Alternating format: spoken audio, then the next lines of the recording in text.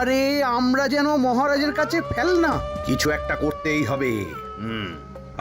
আমার মাথাটা গরম হয়ে যাচ্ছে। গোপালের মতন রাজসভার ময়লাকে যতক্ষণ না ফেলা যাচ্ছে ততক্ষণ আমার মাথা জ্বলন্ত কয়লা হয়েই জ্বলবে। পণ্ডিত মশাইয়ের মাথায় একটা বুদ্ধি আছে মন্ত্রী মশাই। আপনি যদি সেই অনুযায়ী উঁচির কাজ করেন তাহলে বেটা গোপালের কপালে দুর্গতির সীমা থাকবে না। এই কি বুদ্ধি, কি বুদ্ধি? আপনি বরং এই ব্যাপারে পণ্ডিত মশাইয়ের সাথে একবার আলোচনা করে নিন। আমি চলি, কেমন? আমি চলি। হ্যাঁ হ্যাঁ, এসো এসো এসো এসো।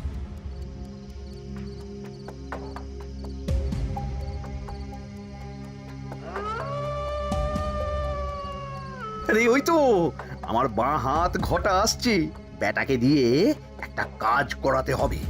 এ কি মন্ত্রী মশাই, আপনি এখানে দাঁড়িয়ে কি করছেন? এই একটা গুরুত্বপূর্ণ ব্যাপারে কথা বলছিলাম। একটা কাজ করতে পারবি? কি কাজ করতে হবে বলুন মন্ত্রী মশাই।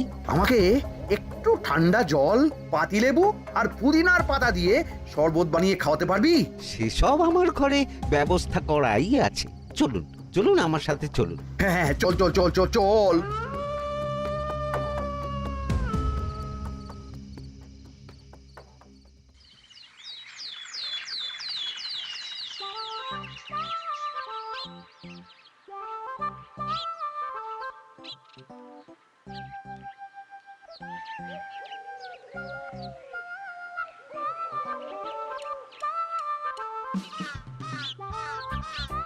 কি ব্যাপার পণ্ডিত, এত গুম মেরে আছো কেন? সকাল সকাল গিন্নি খুব বকেছেন মনে হচ্ছে। গিন্নির বাক্য সুধায় কান ভরে গেছে, আর কিছুই কানে ঢুকছে না। আরে দাঁড়াও দাঁড়াও পণ্ডিত, দাঁড়াও জ্যোতিষী। পণ্ডিত তো আমার কথা শুনতেই পেল না মনে হচ্ছে। তুমি তো দূর থেকে বলেছো, আমি তো বলেছি পাশ থেকে, তাতেও শুনতে পাইনি। কানের পোকা হলো নাকি? কি গো পণ্ডিত, ব্যাপার কি? কেমন বুঝছো? এ তো ভয়ানক কর্ণকোষ্ঠবদ্ধতার লক্ষণ। তুমি কচু বুঝেছো? আমার হয়েছে কর্ণগোপাল, তোমাদেরও হতো, কিন্তু তোমাদের দোকান কাটা বলে হয়নি। তুমি আমাদের অপমান করছো। তোমাদের অপমান বোধ থাকলে কোনো শব্দই কানে ঢুকতো না, শুধু একটাই শব্দ কানে বাজতো, গোপাল গোপাল গোপাল। এবারে রাজসভায় কিভাবে হেনস্থা হতে হলো মনে নেই?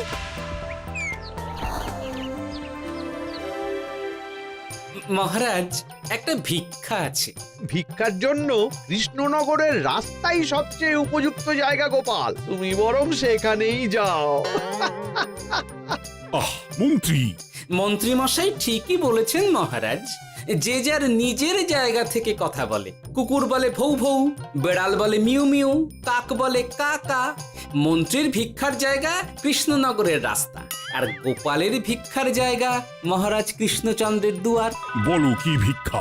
বাড়িতে পুজো আছে মহারাজ, খরচা অনেক, কিছু ঋণ আবশ্যক। যদি 100 মোহর। ঋণ তোমাকে আমি দিতে পারবো না গোপাল। পুজো উপলক্ষে তোমাকে আমি 100 মোহর দিলাম। মহারাজ, আমিও ঠিক এই কথাটাই বলতে যাচ্ছিলাম। আমরাও তাহলে বাড়িতে পুজো করব। পুজোর জন্য আমাদের অনেক খরচ, তাই যদি...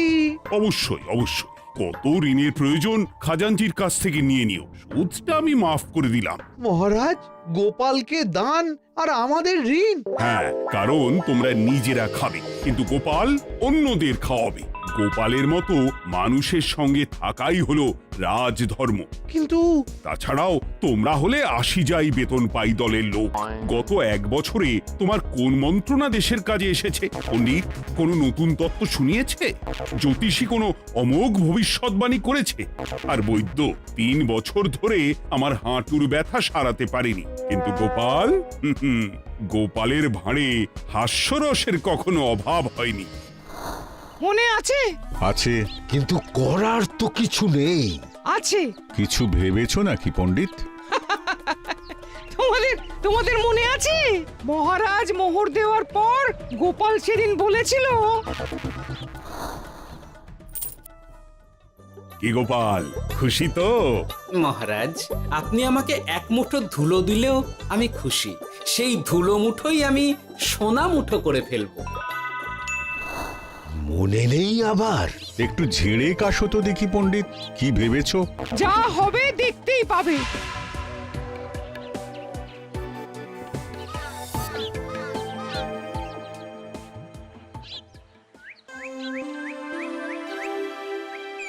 মহারাজের জয় হোক, মহারাজের জয় হোক।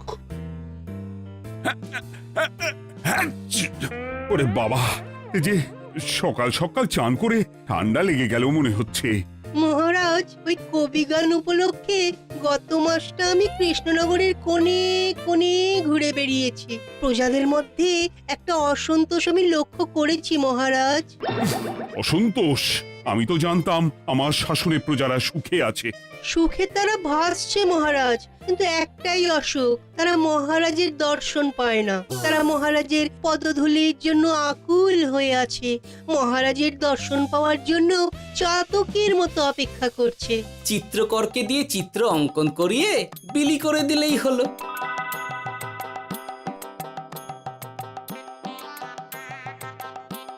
খুব ধুলো হয়েছে মহারাজ, কিন্তু এত ধুলো। কালকের ঝড়ে ঢুকেছে। ঝাড়ুদার,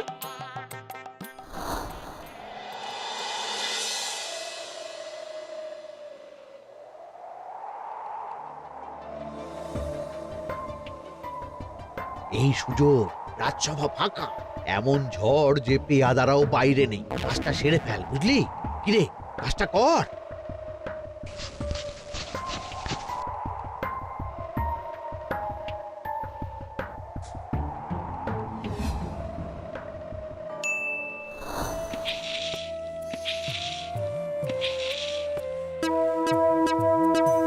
এত ধুলো! উফ, মহারাজ, কাল ঝড়টা বড় সাংঘাতিক হয়েছিল। তা বটে। আচ্ছা গোপাল, তুমি বলেছিলে মহারাজ তোমাকে এক মুঠো ধুলো দিলেও সেটা সোনা হয়ে যাবে। এখনো সেই কথাই বলছি। মন থেকে বলেছিলে না মহারাজকে তেল দেবার জন্য? তেল দেওয়ার দায়িত্বটা তো আপনি নিজের কাঁধেই নিয়ে ফেলেছেন। আমি যা বলি সত্যি বলি। আজ যদি এই 4 ঝুড়ি ধুলো মহারাজ তোমাকে উপহার দেন, তখনও একই কথা বলবে? নিশ্চয়ই।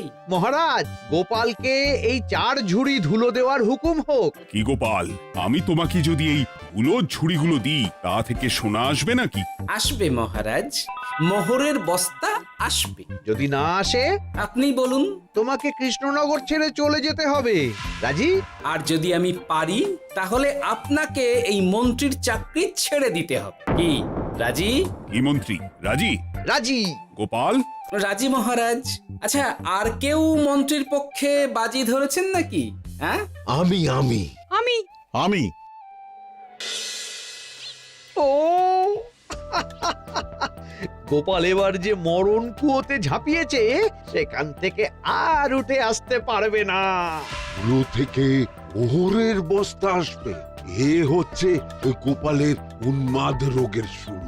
দেমাক দেমাক, মহারাজের পিঠ চাপড়ানি পেয়ে পেয়ে গোপাল ভেবেছে যে ও সব কিছু করতে পারে। এবার শুধু সেই দিনকার অপেক্ষা, যেদিন গোপালকে উল্টো গাধায় চড়িয়ে কৃষ্ণনগর থেকে বার করে দেব। এতটা নিশ্চিন্ত হবেন না মন্ত্রীমশাই। গোপাল কিন্তু হালকা কথা ছুঁড়ে দেওয়ার লোক নয়। কি বলতে চাইছো পণ্ডিত? ওই 4 ঝুড়ি ধুলো থেকে মোহরের বস্তা আসবে? না, তা বলছি না। অন্য জায়গা থেকেও তো মোহরের বস্তা আসতে পারে। তার সঙ্গে ধুলো মিলিয়ে দিলেই কেল্লা ফতে। গোপালের নিশ্চয়ই কোনো পরিকল্পনা আছে। গোপালের সব পরিকল্পনার গোড়া মেরে রেখে দিয়েছি পণ্ডিত। বটা আছে গোপালের পেছনে, আর ঘটা আছে গোপালের বাড়ির পাহারা। লুকিয়ে কিচ্ছু করতে পারবে না। আরে ওই তো বটা আসছে। বেল্লিক, উল্লুক, তোকে আমি জল বিছুটি দেওয়াবো। গোপালকে ছেড়ে চলে এসেছিস কেন? ছেড়ে আসবো কেন মন্ত্রী মশাই? গোপালকে ওর বাড়ির সামনে ছেড়ে এসেছি। ওখানে তো ঘটা আছে। ও বড্ড ঘুরিয়েছে বেটা। কোথায় কোথায় গিয়েছিল গোপাল? 4 ঝুড়ি ধুলো নিয়ে বেটা বাড়ির উল্টো দিকে হাঁটা দিল। চললাম পিছু পিছু। যাচ্ছিল কোন দিকে? নদীর দিকে, কিন্তু গোপাল দাঁড়ালো যদুর বাড়ির সামনে। এই যদু হলো সেই লোক যে লোকজনের বাড়িঘর কেনা বেচা করে আর লোক ঠকায়। আগে রাজধানীতে থাকতো। বেটা রাজধানী থেকে এই কৃষ্ণনগরে পালিয়ে এসেছে, এখানেও লোক ঠকাচ্ছে, কিন্তু বেটা এত চালাক যে কিছুতেই ধরা যাচ্ছে না। এইরকম লোককে ধরাচ্ছে হাতে রাখা ভালো নয় কি মন্ত্রী মশাই? সে তো জানি, কিন্তু ওর ওপর মহারাজের কড়া নজর আছে। এখন ওর সঙ্গে সম্পর্ক রাখা খুব ঝুঁকি। যাই হোক, তারপর হ্যাঁ, তারপর যদু, যদু রে, গোপাল খুড়ো, আরে তুমি এখানে কি করছো? দেখতেই তো পাচ্ছিস ধুলো, তবে যে সে ধুলো নয়, মহারাজ কৃষ্ণচন্দ্রের পদধূলি। শুনিসনি বোধহয় এখন কৃষ্ণনগরে সবচেয়ে বেশি চাহিদা মহারাজের পদরেণু। আচ্ছা, মহারাজের পদরেণু নিয়ে যাচ্ছ কোথায়? এই ছোট ছোট পুলিন্দায় ভরে কৃষ্ণনগরের প্রত্যন্ত জায়গায় যেখানে প্রজারা মহারাজের সাক্ষাৎ পায় না সেখানে বিক্রি করব। তোমার কি মাথা খারাপ? পায়ের ধুলো বিক্রি হবে? ওরে, গতবারে মাত্র 1 ঝুড়ি ধুলো 1000 মোহরে বিক্রি করেছিলাম, এবারে 4 ঝুড়ি। শোনো, তুমি আবার ঘুরে ঘুরে বিক্রি করবে কেন? তোমাকে আমি বরং 10 মোহর দিয়ে দিচ্ছি, তুমি আমাকে এগুলো দিয়ে দাও, আর বিক্রি করে যা হবে তোমাকে এই 40 ভাগ দিয়ে দেবো। ওই 10 মোহরে বদমাস যদুকে ধুলো বেচে গোপাল বাড়ির দিকে চললো। বাড়ির সামনে অব্দি পেছনে পেছনে গিয়ে তারপরে এই আপনাদের কাছে আসছি। বলিস কি রে, ধুলো বেচে 10 মোহর? ও মন্ত্রী মশাই, গোপাল তো একেবারে নাড়ি ধরে টান মেরেছে। গেল রাজসভায় এমন সুখের চাকরিটি গেল, এবার আবার রাস্তার ধারে গিয়েই বসতে হবে। এবার নবাবের দরবারে জায়গা আছে কিনা খোঁজ করি গিয়ে। তাত্তেরি 10 মোহর আর 1 বস্তা মোহরের মাঝখানে অনেক রাস্তা, সেই রাস্তায় আমি লোক বসিয়ে রাখবো। আরে আরে, ওই তো তোমার ঘটা আসছে। এই, তুই গোপালের ঘরের পাহারা ছেড়ে এলি কেন? গোপাল নেই নেই নেই নেই নেই নেই।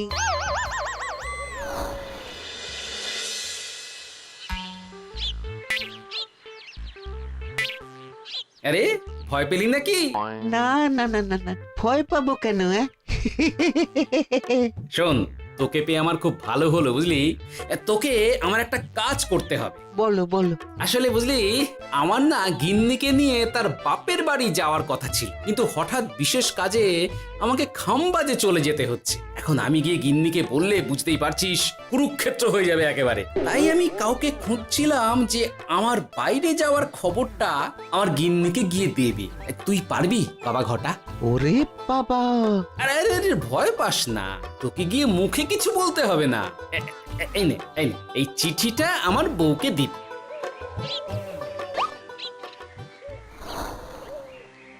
কৃষ্ণনগর ছেড়ে চুপি চুপি চলে যাচ্ছি, চালাকিটা দেখেছেন? ওসব চালাকি আমি তুড়ি মেরে উড়িয়ে দেব। কি করবেন?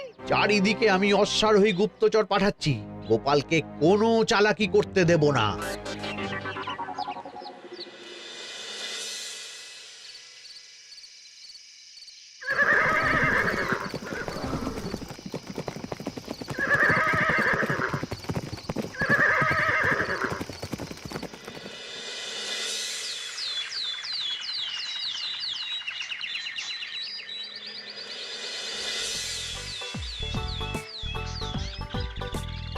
অং বং পিং পং। হ্যাঁ, ওরে বাপ রে, এ আবার কি বলে? মানে বুঝিতে পারিলে না? অং বং পিং পং অর্থাৎ আইসো আমার নিকট বিদেশি জাদু শরবত আছে, ইহাতে তৃষ্ণা নিবারিত হয়, শক্তি বৃদ্ধি হয়, ঘুম ভালো হয়, সম্পর্কের উন্নতি হয়, জামা কাপড় ফর্সা হয়, তু শব্দ না করে সকাল সকাল কষ্ট পরিষ্কার হয়, মূল্য মাত্র 1 মোহর। বলো, ওইটুকু অং বঙ্গের মধ্যে এত কিছু? ঠিক আছে, তা দাও দেখি, আপাতত টেস্টটা তো মিটু, বাকিগুলো পরে বোঝা যাবে।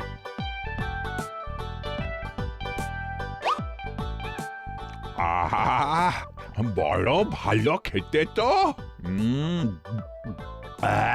ঠং ঠং অর্থাৎ শক্তি বৃদ্ধি হলো। হ্যাঁ হ্যাঁ, মনে হচ্ছে গায়ে যেন 2 গুণ বল পাচ্ছি। কি হয়েছে ভাই? এ কে? এ ভিন দেশ থেকে জাদু শরবত নিয়ে এসেছে গো। জাদু শরবত ভিনদেশ। একেবারে, হ্যাঁ, একেবারে বহু ভুজা শরবত। খেলে তেষ্টা যাবে, গায়ে জোর হবে, ঘুম হবে, সম্পর্ক ভালো হবে, জামা কাপড় ফর্সা হবে, সকালে হ্রাস করে পেটও পরিষ্কার হবে। সে কি? দাও গো ভাই, আমাকেও দাও। গুড় জল, সঙ্গে একটু ভাজা মশলা, আমচুর আর বিট নুন, শুদ্ধ দেশি জিনিস। জানলে কেউ ছুঁয়েও দেখতো না। কিন্তু একটু বিদেশি গন্ধ দিতেই একেবারে হট্ট মেলা। আরে তোমরাও এসেছো দেখছি। সং সং শঙ্কা, লং লং লঙ্কা। মানে অর্থাৎ এই শরবত খেলে আর শঙ্কা নাই, বুদ্ধি লঙ্কার মতন ঝাল হয়ে যাবে। তারপর ডং ডং ডঙ্কা, টং টং টঙ্কা, ফাইন ফাইন, অর্থাৎ টাকা আসবে আমার কাছে।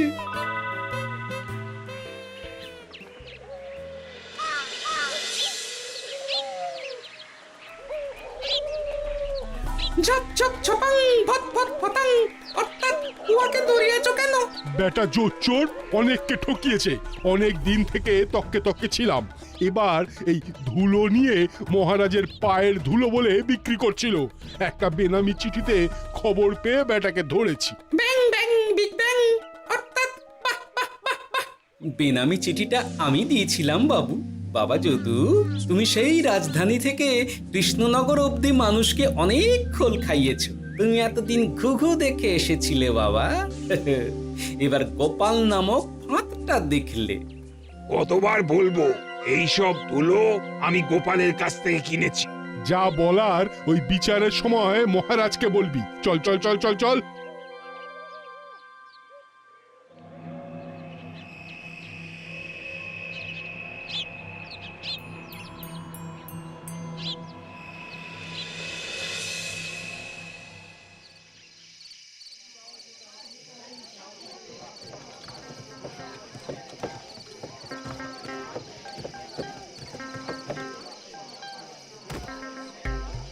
ঝন্টু মন্টু ননাংফু। নাও ঠেলা। সাহেব বলে কি ফু দিয়ে দিতে হবে?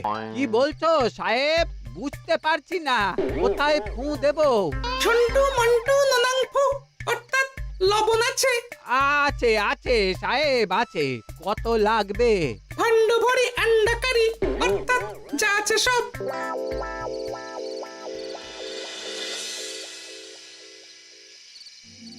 ব্যাস, মোটামুটি আশেপাশে সব দোকানের নুন এখন আমার জিম্মায়। এবার আসল মজা শুরু হবে।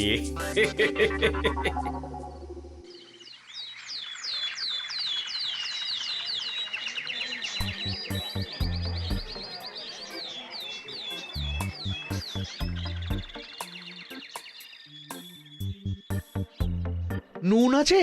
না হুজুর, গোটা কৃষ্ণনগরেই নুন নেই। ওই দেখো, পুরো রাজসভাই বাজারে জড়ো হয়েছে। শান্তামনা, শান্টু মন্টু। এ আবার কি বলছে রে বাবা?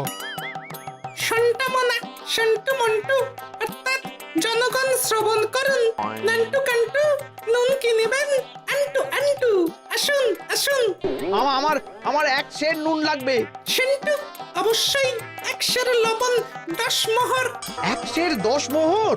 10 মোহর লইবেন না লইবেন না? না, নেব না। উত্তম উত্তম, গান্ডা পিণ্ডে টিসুম টিসুম, অর্থাৎ তাহা হইলে নুনের বদলে গৃহিণীর প্রহার ভক্ষণ করুন। আমাকে এক সের নুন দিন। আমাকেও আমাকেও। নুন ছাড়া বাড়ি ফিরলে গিন্নি ঘর ছাড়া করবে আমাকে। শুনলাম কৃষ্ণনগর থেকে নুন উধাও। আছে মহারাজ, আছে। কৃষ্ণনগরের সব লবণ আমার নিকটে আছে। 110 মোহর। এত দাম? দাম তো হবেই মহারাজ। লবণ ছাড়া রান্না কেমন হবে ভাবিয়া দেখুন। ঠিকই বলেছ, রাজপাকশালেও তো রান্না বসেনি। 100 সেরের মতন রাজপ্রাসাদে পাঠিয়ে দাও। 1000 মোহর দিয়ে দাও।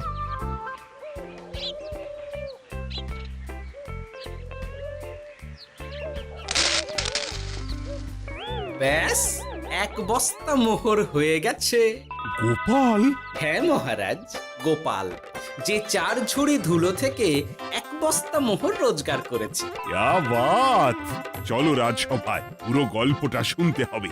সকলেই এসো তাহলে রাজসভায়। কিন্তু মহারাজ, যারা বাজি হারলো তাদের তো চাকরি গেছে, তো তারা রাজসভায় যাবে কি করে? ঠিক ঠিক ঠিক বলেছ। আর যারা বাজি হারলো তারা বাদ, বাকিরা চলো। এই সেরেছে, গোপাল তো আবার বাজি মেরে দিল। ও মহারাজ, আমাদের দেখুন। ও মহারাজ, আমাদের দেখুন। ও মহারাজ। হ্যাঁ